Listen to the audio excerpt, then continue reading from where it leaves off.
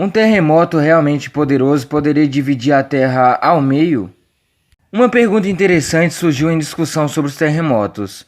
Algum terremoto poderia ser suficientemente poderoso para quebrar o planeta ou mesmo dividi-lo completamente? Em primeiro lugar, vamos lembrar-nos o que causa um terremoto e quão ridiculamente enérgicos são os piores. Há tantas maneiras diferentes de ter terremotos, mesmo a atração gravitacional da Lua pode desencadear, mas por uma questão de simplicidade, é preciso começar com as causas mais comuns por enquanto. Existe a rede de falhas como o complexo de San Andreas, que se formou no ponto em que a placa do Pacífico está se movendo para o norte, em relação à placa da América do Norte. Este tipo de margem tectônica é chamado de limite de transformação e tende a produzir terremotos muito rasos e prejudiciais. Então você tem dois pratos a colidir. Nestes limites convergentes, uma das duas coisas acontece. A placa mais densa afunda sobre a outra e se destrói no manto, ou ambas se esmagam e se levantam para formar uma nova cordilheira. No caso da primeira, vão acontecer terremotos profundamente arraigados, e em termos do último, eles estão em profundidades medianas para rasas, com algumas exceções. É assim que os terremotos são gerados na Terra. Então, como eles podem obter?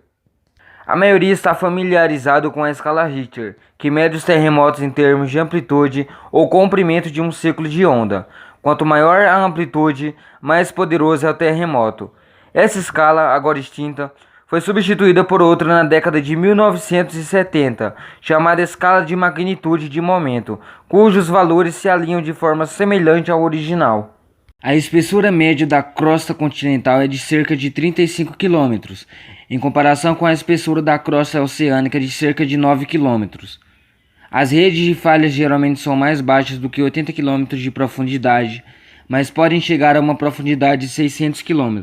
Supondo que a crosta geralmente seja feita de granito, que derrete a 1260 graus Celsius, pode-se usar a magia da física para determinar quanto de calor de fricção seria necessário para destruir a crosta durante o terremoto. Isso exigiria um terremoto 53 mil vezes mais poderoso que o terremoto colossal de tsunami do Pacífico de Valdívia de 1960, um terremoto de 12,8 de magnitude, na verdade.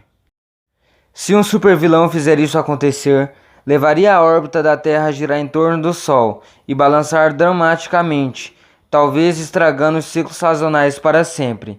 A crosta fundida explodiria para o oceano, causando uma explosão de vapor gigantesca, que eliminaria qualquer país que estivesse perto no momento. Felizmente, esse tipo de terremoto nunca poderia acontecer na vida real. As forças necessárias para gerá-lo são muito além da força mecânica de qualquer pedra que se conhece, o que significa que o estresse de duas placas faria com que elas avançassem muito antes de acumularem